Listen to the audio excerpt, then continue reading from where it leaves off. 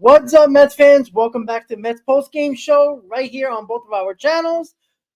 Woof! That was a nail biter throughout the entire game. The Mets' first 1-0 victory of the season, and it gets the Mets to 50 wins on the season, 3 games over 500. And this might have been the best I've seen Diaz this year, in my opinion. And offense, we'll definitely get into the offense a lot because there was nothing except a ground ball up the middle that got us a run, and it was the game winner. But Severino, what did we want to see from Luis Severino? And we'll get into that as well. And of course, recap the game, talk to you guys for as long as we need to. Chris, what's up once again? Yeah, it was a good win. I always say that it's a great win, but I'm going to shift this into a good win because I think it was very lethargic again from the offensive perspective. Obviously, Luis Severino, we had high hopes going into this game. We talked about Luis Severino in the pregame. If you all were able to join us in the pregame, obviously we talked about him and what we expected, especially following a relatively strong first half out of him. And he absolutely went out there and shoved 6 scoreless innings, 7 strikeouts. The slider looked phenomenal. And yeah, the Mets get the W. We always take those, but the offense is something that I'm continuing to watch out for. Yesterday, obviously, it was Jeff McNeil. That's how they were able to get most of their 4 runs. Today, it's Francisco Alvarez with the ground ball up the middle. And you know what? They get it done. The bullpen held it down.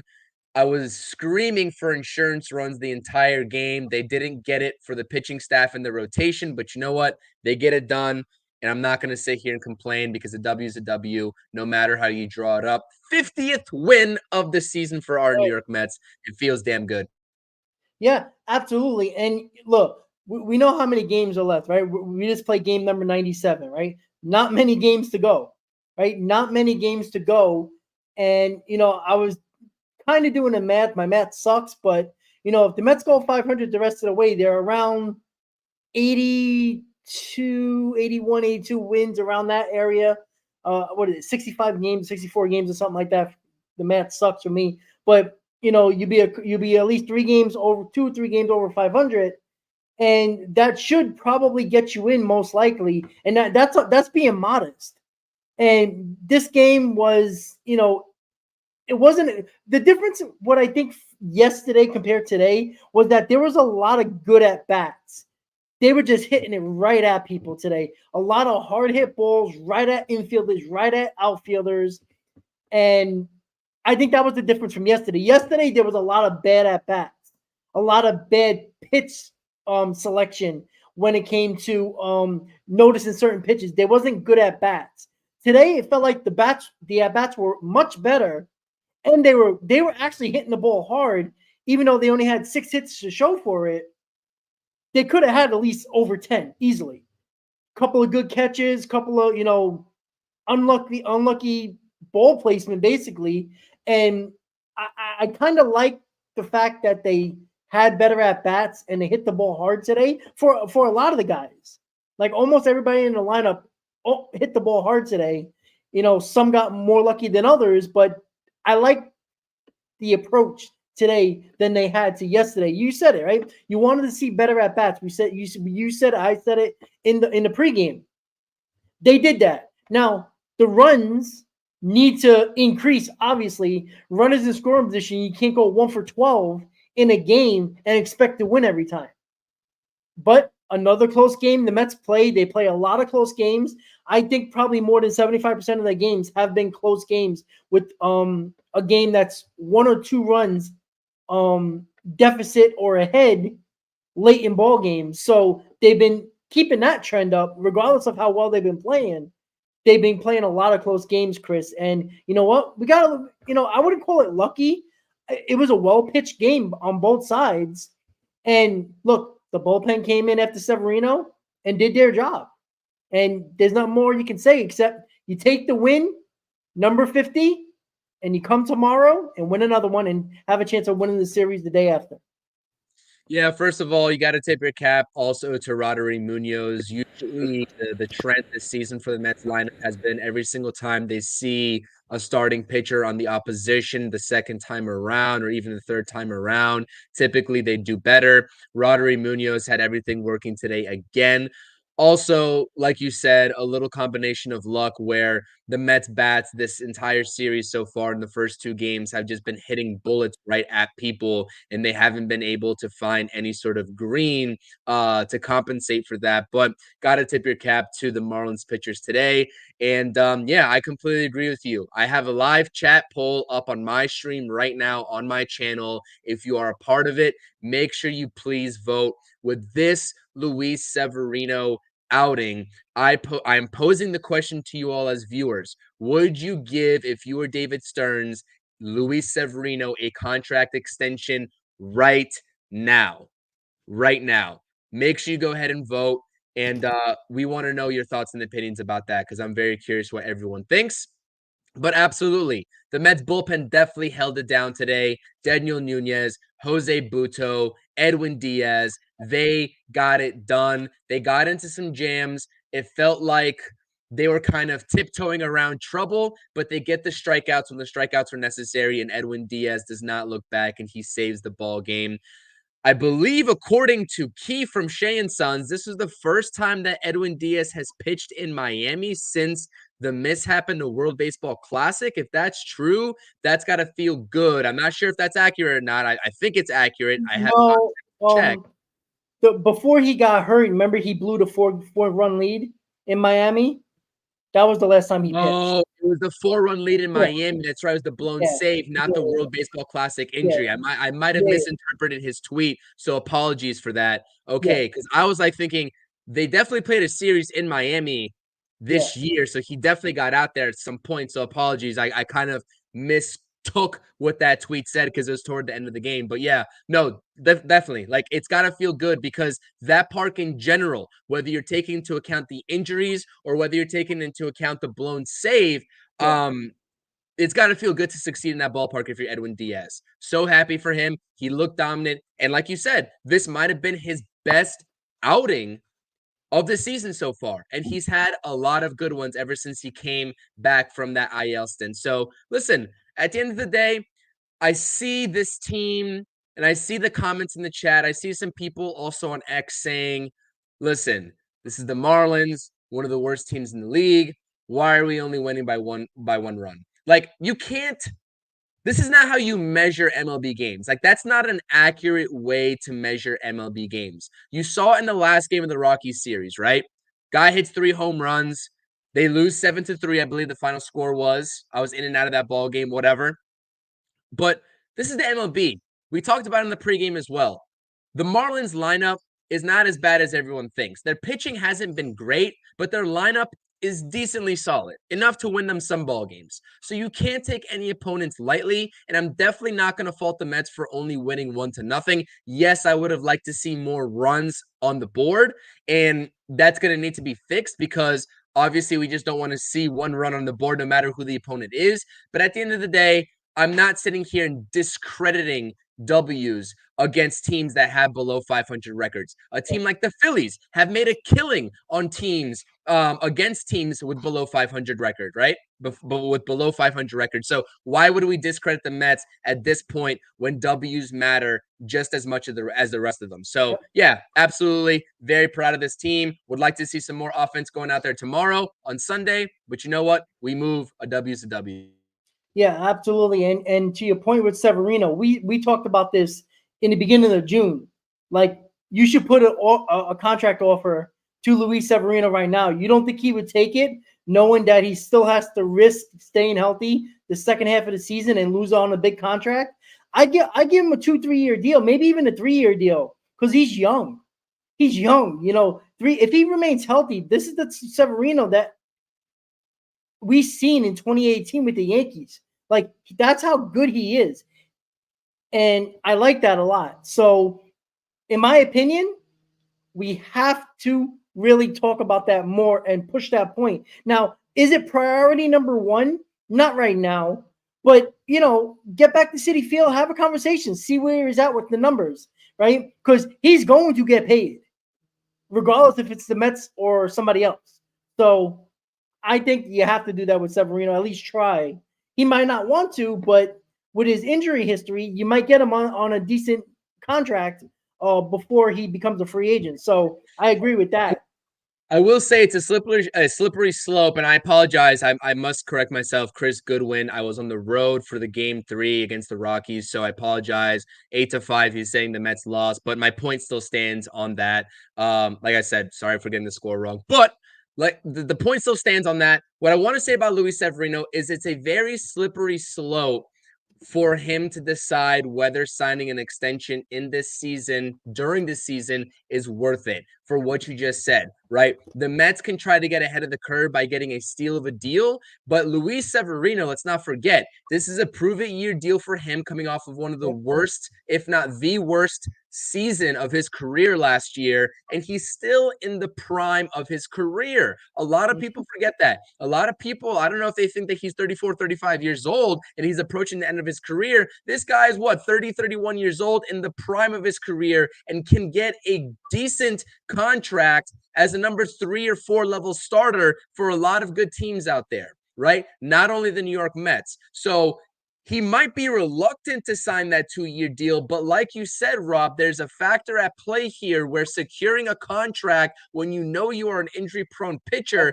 might be beneficial to you. So I'm sure those discussions are going on between Luis Severino's agent and the New York Mets, and I'd be very curious. Obviously, like you said, not the main priority right now, but with the way that he's pitched so far this season, with his ERA, the whip, the strikeouts, right? He got 7 strikeouts today. The way his arsenal and his stuff just looks compared to last season, you got to be thinking about it at the very minimum. Yeah, and I see Todd's comment. Let me throw that up here real quick because I think it's important. He's like 30-year-old pitchers who have had injuries can get old fast.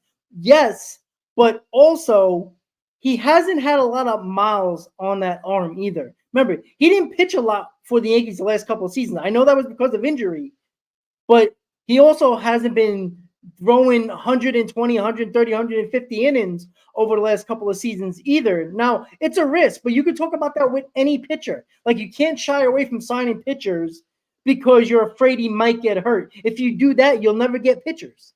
Like, why even waste your time?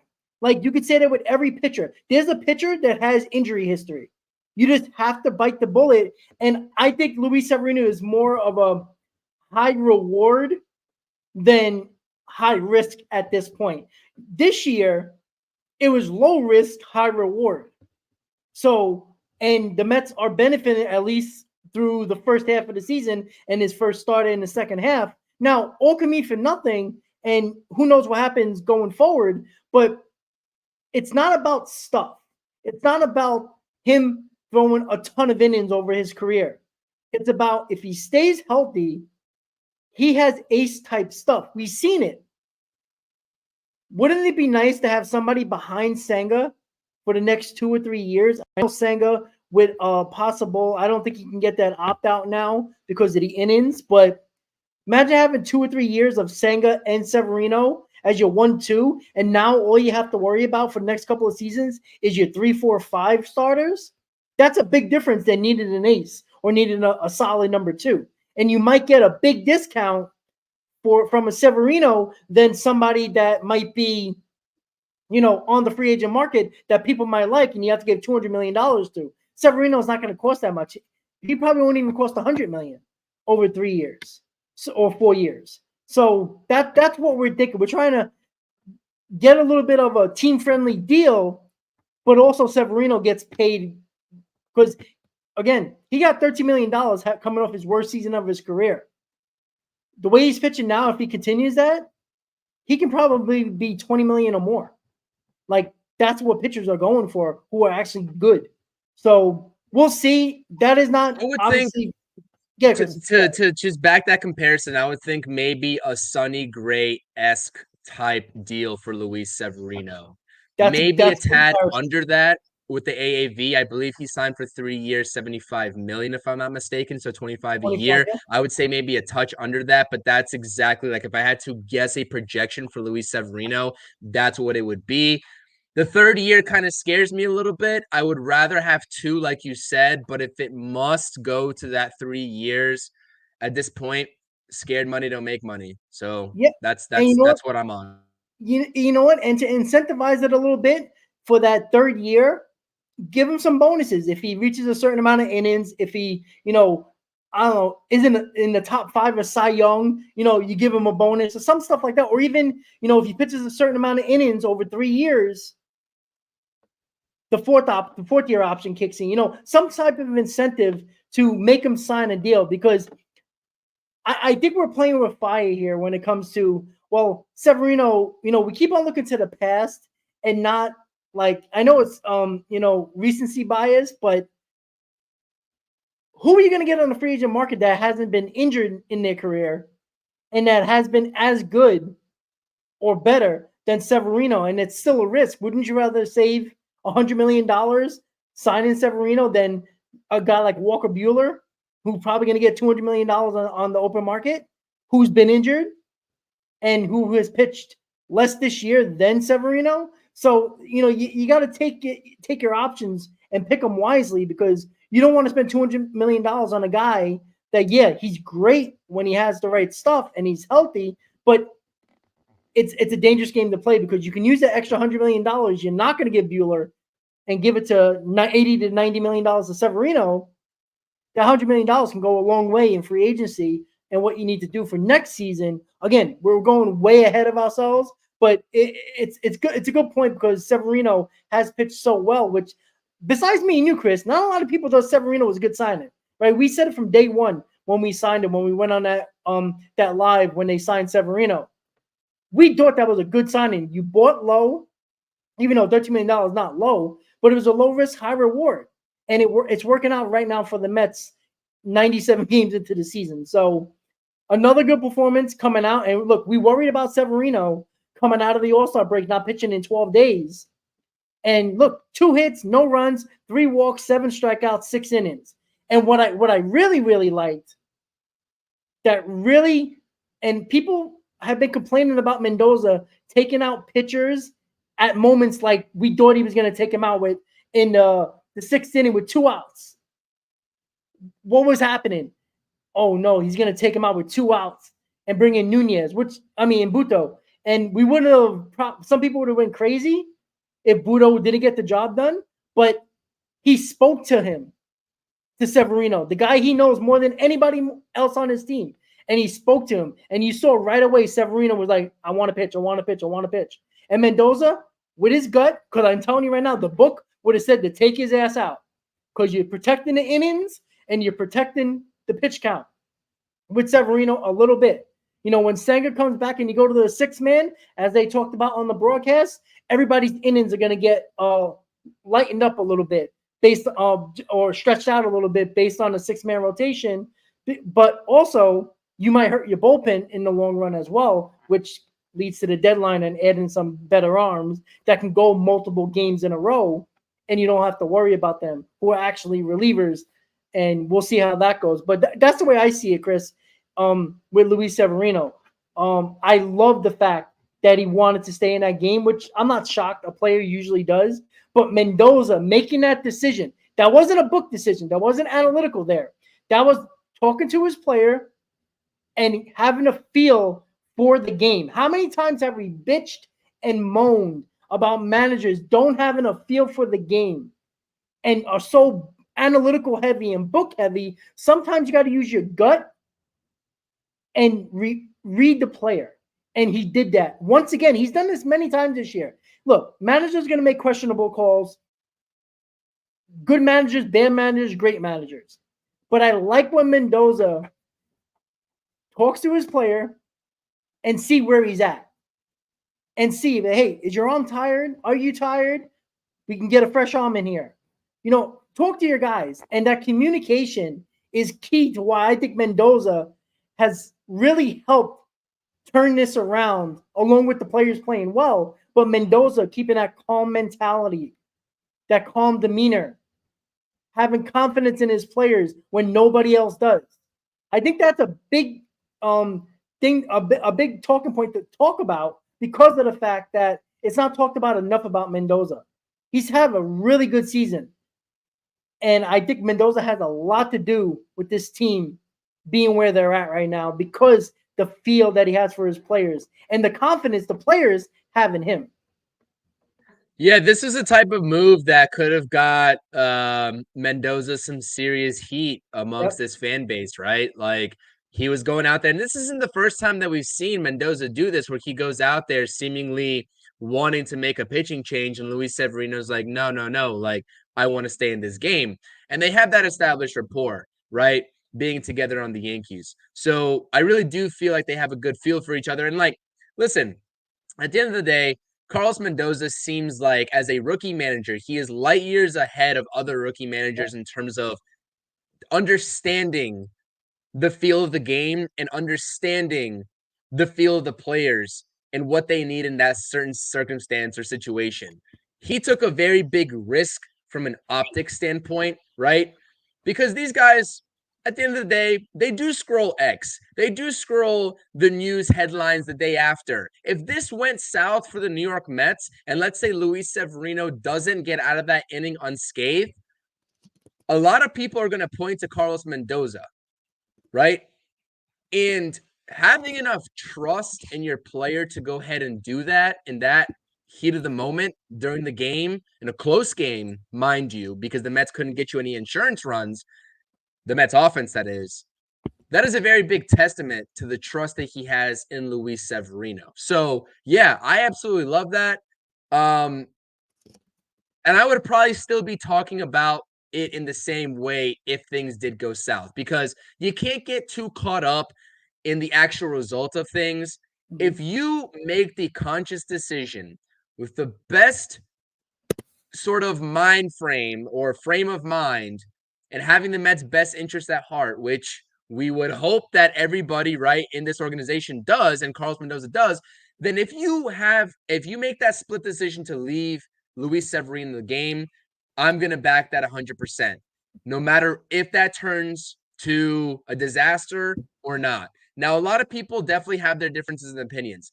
I would say this take is drastically different because of the type of pitcher that Sean Manaea is, where I was left wondering and scratching my head why they went back out there in the 5th inning with Sean Manaea. He doesn't have that same pedigree, no disrespect to Sean Manaea. He doesn't have that same sort of fire to him, that same sort of, I don't know, edge to him on the mound that I see Luis Severino have. And it was two different circumstances because Luis Severino was already dealing at that point and Sean Manaea wasn't. So this is two different circumstances, and that's why I'm singing two different tones right now between the two situations. But yeah, absolutely 100% love it. Carlos Mendoza knew if that didn't go the way that he had planned and the way that Luis Severino had sold him right on it going, then the headlines would have been absolutely obliterating Carlos Mendoza. And that's just what, it is, right? This is the game that you play when you are a manager in the New York market, right? The decisions that you make, whether they are in good faith, like they're always going to be in good faith, but whether they work out or not, you're going to get the reward when it goes your way. But not many people are going to have this sort of level-mindedness to be like, okay, I see where he was coming from. Even if it didn't work out, at the end of the day, the Mets lose. But I like that situation. I like the scenario in terms of leaving Luis Severino in the game. Me, on the other hand, like I said, regardless if this was win or loss, I like the decision to leave Luis Severino in. And that's just kind of how I'm going to approach that sort of take. But yeah, absolutely 100%. Luis Severino deserves all the credit in the world. And so does this damn Mets bullpen, man. They fired me up, Rob. I'm not going to lie to you. Jose Butto, Daniel Nunez, and Edwin Diaz to close out a ball game is one of the most absolutely electric, I guess, 7th, 8th, and 9th inning duos that I've seen as a combination for the New York Mets so far in 2024. I don't know about you, but I like that combination to end the game. And I really hope that we're able to see more of that down the stretch in 2024. Yeah, absolutely. And listen, if you're going to keep Butto, Nunez, and Diaz as like your 7, 8, 9, I'd like to use Nunez and Butto one inning so you can have him for maybe 3 games in a row if need be, instead of using him for 2 innings or, in situations like that. I think that's a little dangerous to play with when it comes to guys like that when they pitch, 2 innings in a row, there's a chance that they might not pitch the next game. And I think that's important to realize that I think we have to get a little more responsible with their innings when it comes to having them spread out a little bit more. I'd rather have them for a three games in a row in a series than having it 1 game or maybe 2 in a 3-game series, maybe even a 4-game series like this one is with the Marlins. So I think there's that's why you also got to get, obviously, at the deadline 1 or 2 more arms, in particular 2 arms, just because you don't want to always use Nunez and Buto all the time because there's not many other guys trusted. Maybe Sean Foley, who's going to be coming back soon, might actually help this bullpen a little bit. He was pitching one before he got hurt, so he'll be an added arm in this bullpen when he comes back healthy. But I don't know if you heard me, Chris, but when it comes to Nunez and Buto, I liked him to stick to like that 1 inning per game, so you can stretch their usage out over 3, maybe 4 games if you're really pushing it, because we don't want to see Ottavino. We don't want to see Diekman. That's why it's important. We've been talking about trade deadline. We need a lefty. Like if we can get a solid lefty, and I keep on going back to Tanner Scott, who we've seen already in this series, that's a guy to go after. Because of the fact that I think we need a solid lefty that is good. We can't go into the stretch run of the season with a lefty that we don't trust. Danny Young is still kind of hit or miss. Diekman is a dumpster fire. Maybe he can go back to form like earlier in the season, but I can't trust that, and you can't trust this. And because like when Nunez and Buto are not in the game and they're not available, you know what's coming. It's Diekman and Ottavino, and that's a problem because that's not a confident bridge to Diaz, and that's the problem. Once you get past the A relievers, it doesn't go to B relievers. It goes to like D relievers. And that you can't have. That's a problem. Maton is a guy that we're hoping can fill those roles where Buto or Nunez might not be available that day. Maybe. But they also said when we first got Maton that he's going to be used a lot. They're going to use him a lot. And you need him. Because if you can get that third guy, if Maton can be that third guy with Buto, with Nunez to bridge to Diaz, Ottavino and Diekman is kind of irrelevant. Ottavino, mop-up duty at all times. And Diekman, maybe you'll throw him in against a tough lefty just because you just have to throw him a lefty every now and then. And that's what we're hoping for right now. If you can get 4 guys, maybe Maton is that addition, and now you only have to worry about that one lefty in the bullpen that you can get at the trade deadline, Chris. At least that's what I'm trying to think when it comes to Nunez and Buto.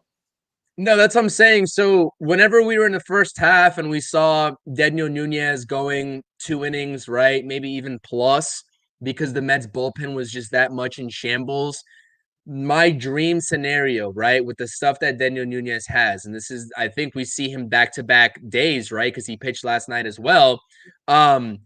This is a sort of role that I envisioned him taking in the second half, especially post-trade deadline, which also is the reason why I said yesterday during our stream that the Mets are 100% going to be buyers. I don't know to what capacity in the bullpen. I don't know what like tier level guys they're going to get, but they have to be buyers because they have to make Diekman and Adam Ottavino expendable while still replacing their production in order for Daniel Nunez to assume a 1 inning type of role.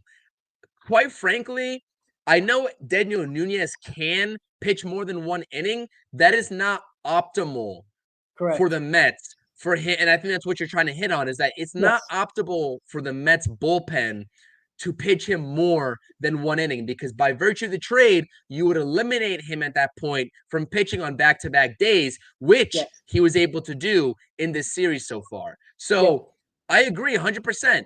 You got to make the guys expendable in the front end, being Jake Diekman and Adam Ottavino, which is presumably what I would assume the Mets are going to try to go out there in this market at the deadline and do, whether it's your big names or whether it's value guys that David Stearns trusts just even a tad bit more than an Adam Ottavino and Jake Diekman. And I think we've already started to see that with Phil Maton. Now, yes, Phil Maton is still absolutely a question mark. We don't know what capacity we can actually trust him in. We've only seen him in a handful of games so far in situations.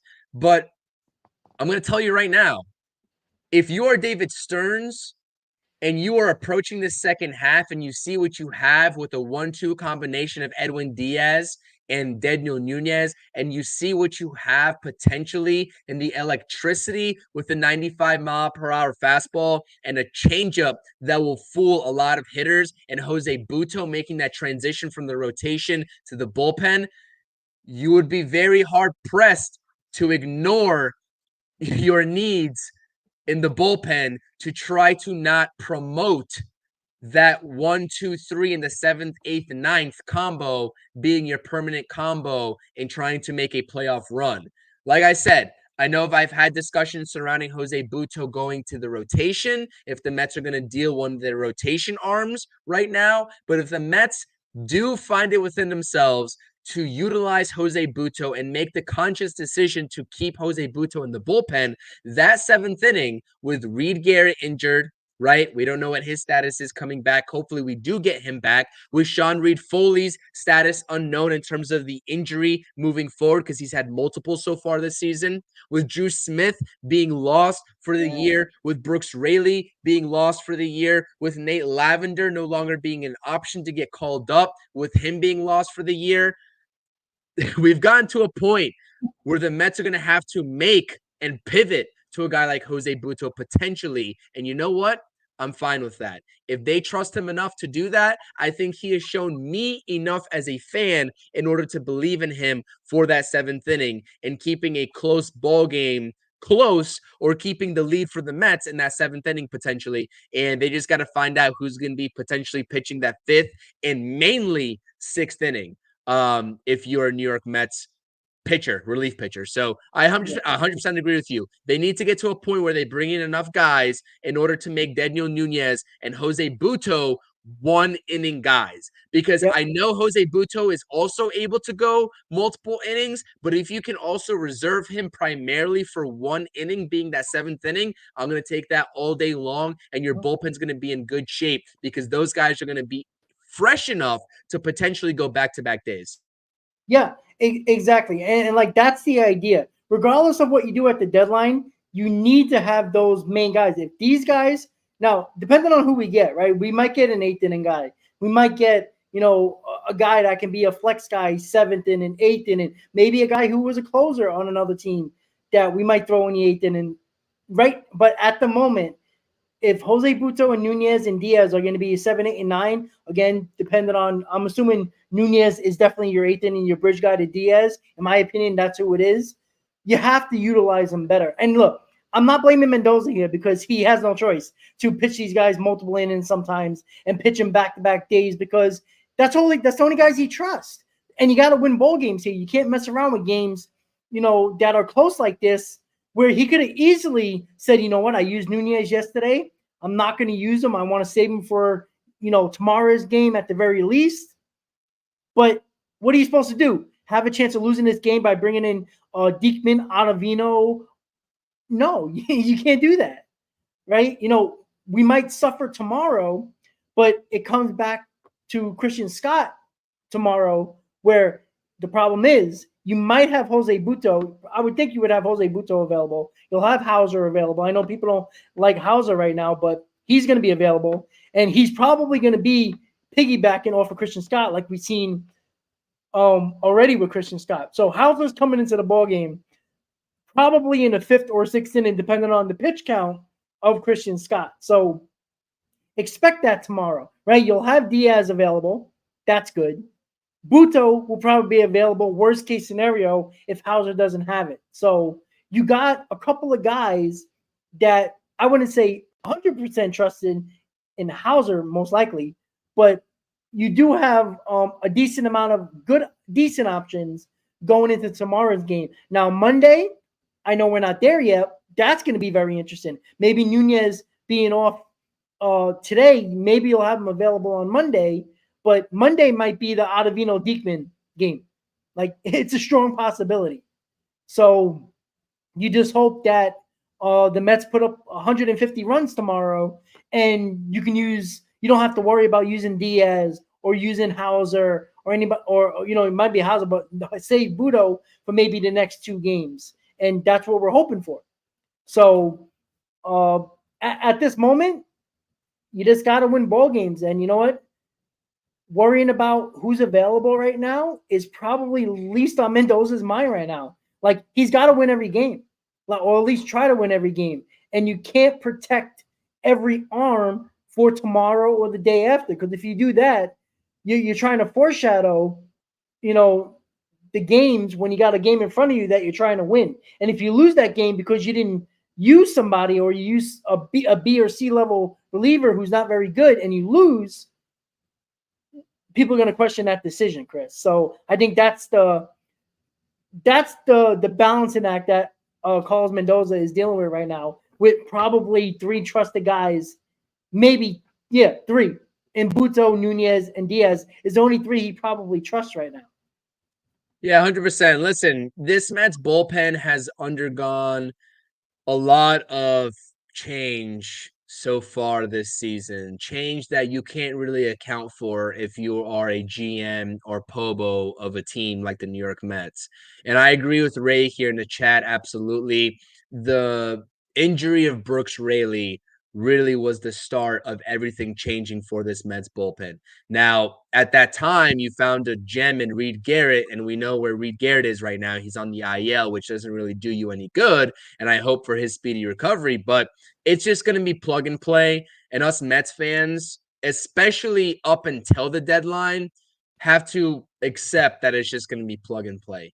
Maybe they bring up, right, if they're sick of Diekman, they bring up one of these lefties that they've acquired within the last couple of weeks.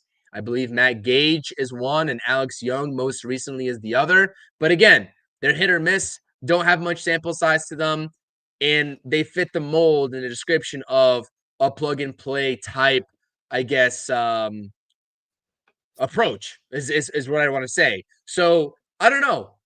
At the end of the day, you know who you have in the back end. Jose Buto, solid, I will say, because I trust in Jose Buto. I know a lot of people have pushed back on the trust of Jose Buto, but I've always trusted Jose Buto because he's proved to me this season that he's a bulldog out there and he's got that energy to go along and back that up. I trust Daniel Nunez, right? He's been an absolute stud. And I obviously trust Edwin Diaz. It's about who you throw into the game before those 3 guys can get up.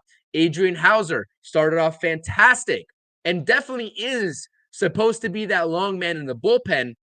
After transitioning out of the rotation, I would like for him to be that solidified long man and sort of phase Jose Buto out of that role with the way this Mets bullpen is shaking out with the current personnel. But I will say, after the deadline, we're going to have to reapproach this conversation and re-engage with what the Mets have. And hopefully by that time, they've added enough personnel for us to be like, okay, now we have our solidified 7th, 8th, and 9th, barring any unforeseen injuries that might take place between now and then. And you know what? We'll go from there. But for right now, Mets fans, I know it's kind of frustrating, right? And this is the way that the Mets bullpen, and for as long as I can remember, has shaken out every single year. But it really is just going to be plug and play. And we're going to have to bite our nails right late in the game if it's a close game more often than not. And that's just how it's going to have to be. I don't think there's any workaround to that, especially right now on July 20th.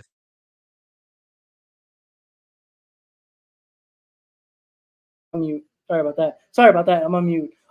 Yeah, it's a lot of plug and play because of the fact that there's not much to work with. And, people been killing Mendoza a lot on certain moves, like why bring in Ottavino, why bring in Diekman? Well, because when you use the same guys that you trust in almost every day, they can't pitch every day. You're gonna blow out their arms, and that is the issue that he's fallen into right now. And he's been dealing with this. Oh, by the way, during this 7-8 week stretch of winning baseball, so he's been managing it to the best of his abilities.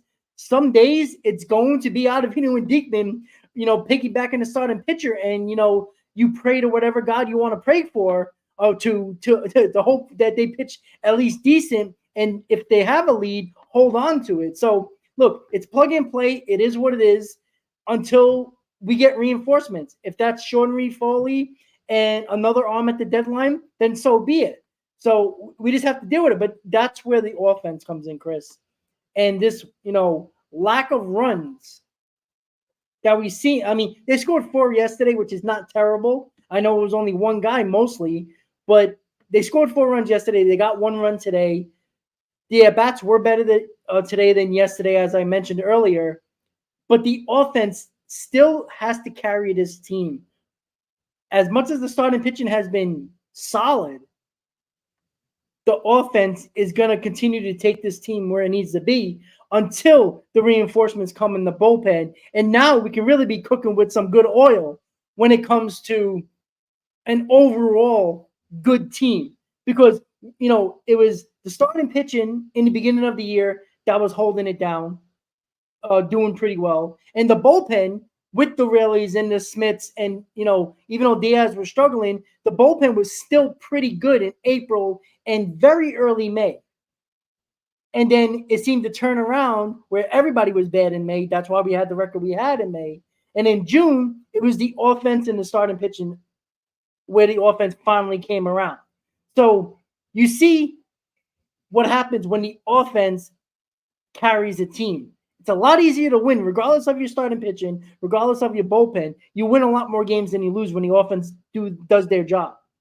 Now that the starting pitching has been, well, I would say about, if on a scale of 1 to 10, they're probably a good 7 overall. That's how good they've been. And that's with Noel Senga. That is with McGill in and out of the rotation. It's with Buto being in the rotation for a little bit. Scott being in and out of the rotation. So it's been somewhat of a revolving door in our top 5. And that's something that is very interesting to continue to look at, because we all killed Hefner. Right? Look at him. Like, does he get credit now, knowing that the starting pitching, Manaea's gotten better, Severino has been good all year, right? David Peterson, where's the credit to the pitching coach with Peterson, right? We killed him for McGill. Quintana was terrible early on, and they killed him as well. Maybe he deserves a little bit of credit, Chris. I'm just saying. Like, the pitching has been a lot better than people expected. The innings going deeper early on was a problem, but how do you coach that? It's kind of hard to coach that. But, I mean, he's starting to – I think he should get a little bit of credit. We talk about giving – a lot of our streams, we like to give credit to certain people, right? You brought up in a pregame Jeff McNeil, right? We like to give credit where credit's due.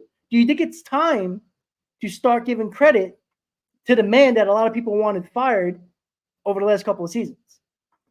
I don't know. It's hard for me to say. And it's the same thing that goes for the hitting coaches, right? Like with the recent Mets lineup success in the first half, it's like, how much do we attribute that to these players going out there and making those individual adjustments versus what these coaches are saying to them? I don't know what happens behind closed doors. I don't know what Hefner's saying to these players behind closed doors. I know a lot of people are still pissed off in this Mets fan base that Hefner takes 5 years to go out there and talk to a pitcher when he's struggling out there, right? And we don't see him as often as we should. But I don't know. Like I said, Jeremy Hefner has survived so many different regimes for a reason. Other teams somehow wanted to trade for Hefner for a reason. I don't know what goes on behind closed doors. I would hope that a veteran pitcher like Jose Quintana, who's been around this league and has had a lot of successful years in this league, is able to make midseason adjustments to get himself out of a funk. But I simply don't know, Rob. I really can't answer that. And I don't want to answer that because I don't know at the major league level how much success should be attributed to a hitting coach or a pitching coach versus the actual players themselves. These players watch film. These players have been around the game for a long time. And at the end of the day, I bet you these pitchers know their own mechanics better than some of these coaches out there. So I don't really want to speak out of turn. I know we had rough conversations surrounding Jeremy Hefner. Maybe they were a little bit unfair. And like Amazin saying in the chat, maybe Hefner's overrated. I don't think any of us will know what the answer is. I guess the final answer will be if he sticks around for another season next year versus not. And until then, I don't know who we attribute success to.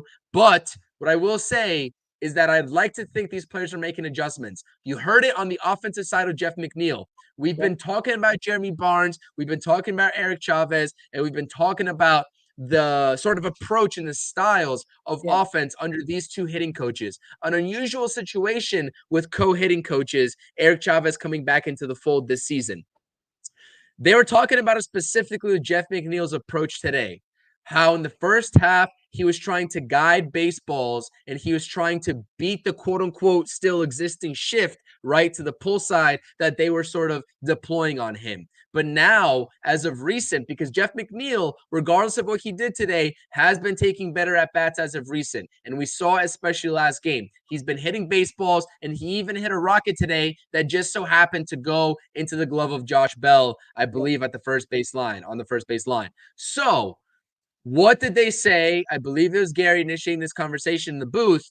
They've been saying he's not trying to guide the baseball over the shift anymore. He's not trying to guide the baseball over the shortstop anymore like he has done so in recent years. And he's had success doing so, but it didn't work out for him. He's trying to hit the baseball hard first and foremost, and wherever it goes, it goes. And we saw that last night when he absolutely obliterated a baseball to the pull side, which is not anything like we've seen from Jeff McNeil in a very long time. So, like I said, I don't know who's making these adjustments. I believe Gary Cohen even said that Jeremy Barnes said he didn't know why one approach works for Jeff McNeil versus the other. I really do think it's just these players at the end of the day making adjustments for themselves, and the hitting coaches will either take credit for it or they'll sort of get bagged on for it, and that's just how it's going to go. I don't know. That's my take on it. Yeah, I thought it was a good question to ask you in the chat because of the fact that we can't wait to kill and want to fire pitching coaches, hitting coaches when things aren't going well. When things are going good, like some people saying, oh, now the pitching coach is overrated. Now he was overrated. Why wasn't he overrated when the pitchers were doing bad? We didn't want to blame the pitchers. We wanted to blame Hefner or Chavez when the offense wasn't doing well. See, you can't have it both ways. It's either the pitching coach helping with adjustments or it's just the players doing what they have to do and the coaches are just overrated. We could say that, but there's many instances where Severino, and Gary Cohen brought it up on the broadcast about when Severino was going to different teams and he asked the question to teams, how can you make me better? A lot of people talked about throwing inside more with your fastball, two-seamer to be exact. And, a lot of teams said that. And the Mets were one of the teams that not only said that, but if you go back to once they signed him and what David Stearns talked about on his Severino conference when they signed him, he talked about the tipping of the pitches that the Mets noticed when they met with Severino to go over his free agency and see if they could sign him. They talked about his tipping of the pitches, talking about throwing his fastball inside that he's never done in his career, even when he was having good seasons, and the pitching lab that the Mets have that put in over this year and a half. That is huge. And, who knows what it really is. The fact of the matter is, if the player's doing well, who cares? Who cares who's doing the adjustment? Who's telling him? Or if he's doing it in his own notes? Who cares? It's getting done. And that's the whole point, right? Professionals, I don't care if you're a professional or not, everybody needs help at some point, regardless of the career you're in, the position, the job you're in. Every now and then, you're going to need help. You might think you know all the answers or have all the solutions, but we all don't. We all know that, right? A lot of times, egos get in the way. You think you could do everything. But sometimes you might need that little pat on the back. Hey, you know what? You're raising your arms a little bit too high. You know, when you're throwing your pitch, you're a little bit more sidearm 3/4 than you usually are when you're pitching well, right? That little adjustment that the pitcher sometimes might not see or feel, a pitcher or a hitting coach might see that little difference of adjustment that can change everything. The player still has to perform it and act on that change and do it repeatedly and consistently. But that's why the coaches are there. Are they, for the most part, overrated? Probably. But it's little things like that is why coaches and even some players on the same team might see that adjustment and might think that adjustment's going to work. So I think it's a combination of everything. Not really going into the depths of the Mets coaching, but I think it's important because I was just thinking about it and I was like, let me ask, why not? Right? It's a talk show, right? That's what we're doing here. So, Chris, when it comes to this game, right? And to finish up this stream, 1-0. It wasn't pretty. Good pitching from everybody on the Mets today. Are you concerned about this offense? I know the at-bats were better. They hit a lot of hard balls, but they didn't find grass. They didn't find green, as you say. Are you concerned over these last 2 games that this offense might take a step back from what they have been over the last 6-7 weeks, where they've been killing the ball and scoring 6.5 runs per ball game? First of all, let me go back on the point of Luis Severino just real quick. Exactly like you said, the barometer that I judge of a confident pitcher is if they are able and willing to throw that heater inside and often to saw off opposing batters' bats, or if they're just willing to brush opposing batters off the plate with the inside fastball. I think it's a lost art, and I really do like Luis Severino incorporating that more, whether that's coming from Francisco Alvarez himself or Hefner, doesn't matter. I wish everybody in the Mets staff would take note of that. So the heaters inside and also just changing the eye levels, because there are a couple of instances of Luis Severino raising the eye level, throwing that heater upstairs and getting some swing and misses on some strikeouts. I love that. I love that, love that, love that. But they were still competitive enough, right, on those high fastballs to be around the strike zone to entice the hitters to swing at it. That is the point, keeping it competitive no matter what the count is. Second of all, no, I'm not concerned about the Mets lineup. I know I went on a huge rant on my post game yesterday, talking about some bad at-bats in key situations with missed opportunities. Yes, the runs didn't, I guess, quite equate today with the Mets only putting up 1 run. I'm not concerned because I still like, I guess, how hard the Mets are hitting the ball and how well they are squaring up the baseball. And I think it's a matter of time until that kind of luck just presents itself, and they start finding green out there in the outfield. So I agree with you. The process today was at least better than yesterday. And you've seen it, right? Jose Iglesias even yesterday, Mark Vientos yesterday, Brandon Nimmo today. A lot of guys in this series have not found the success in the results, but they've been hitting baseballs hard on the nose. So I would hope that that bad luck doesn't continue. But that being said, as I pointed out in the stream yesterday, as my word of caution, it's always in the back of my mind that at any given moment, especially when you take in a break in the momentum of the season like we did in the All-Star break, that the old version of the Mets lineup, pre-players only meeting, might come back. It's in the back of my mind, so it doesn't scare me, it's just kind of a thought that's always lingering there. So until they go out there and put up 6-7 runs and have that sort of breakout game in the second half, it's always going to be in the back of my mind. But I will say, with what I've seen in the first 2 games, even though the results haven't been there, I've been liking the swings that they've been taking. So I don't think this is going to be an extended sort of quote unquote slump that we'll see here to begin the second half. Like I said, and like Nick said, and he did a great job sort of kind of like calming me down yesterday when I was going on my rant, which is why I appreciated his perspective. At the end of the day, I've said the same thing myself, especially in the first half. We know slumps will happen, and we know individual slumps will happen. Yes. But what the Mets offense did and the lineup did in the first half, especially when we talk about Pete Alonso, right? The guys behind him, they picked him up.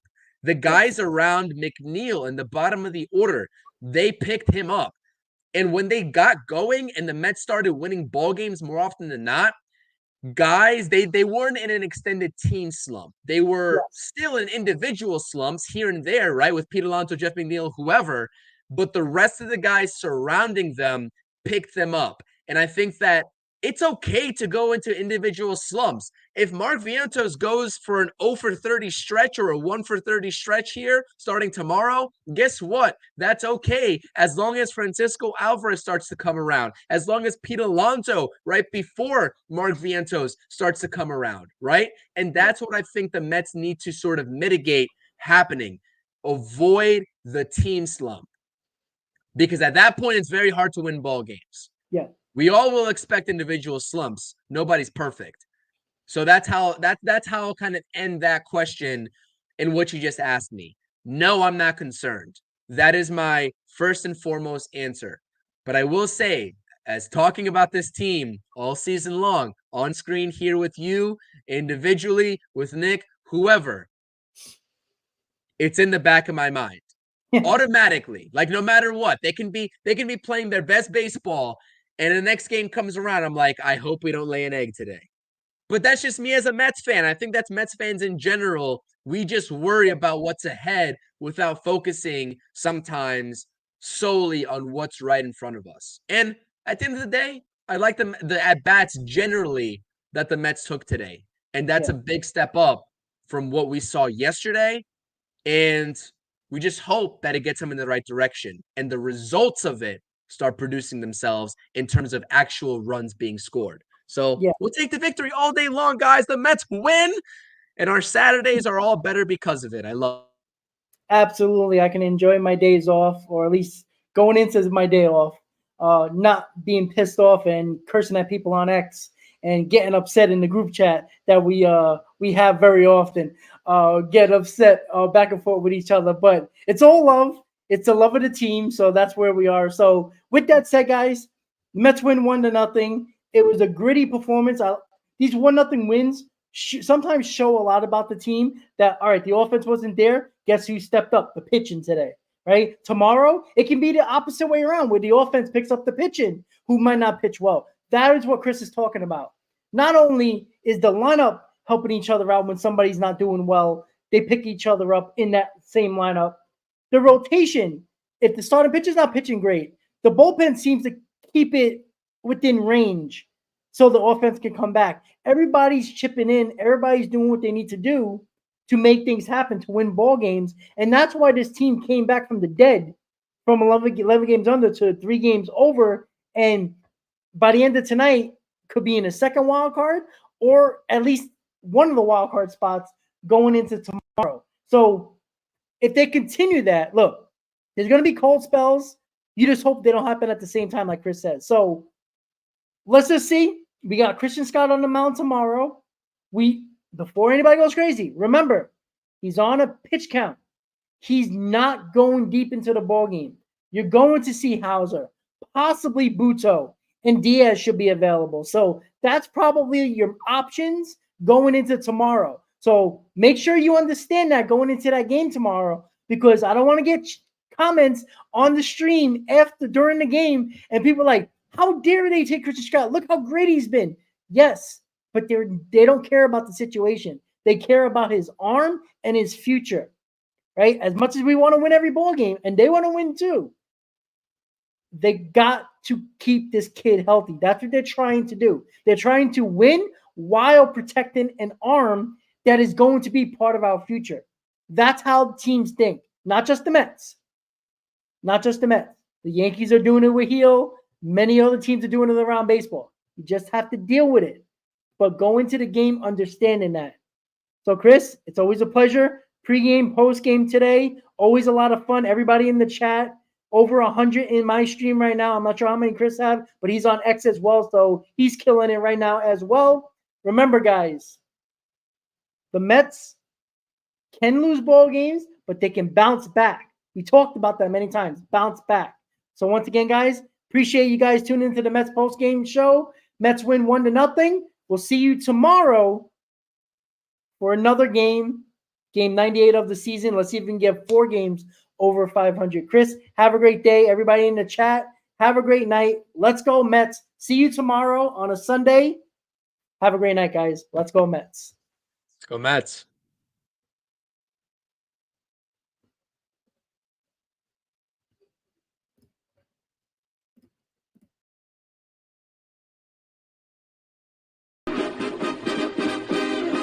Meet the Mets, meet the Mets. Step right up and greet the Mets.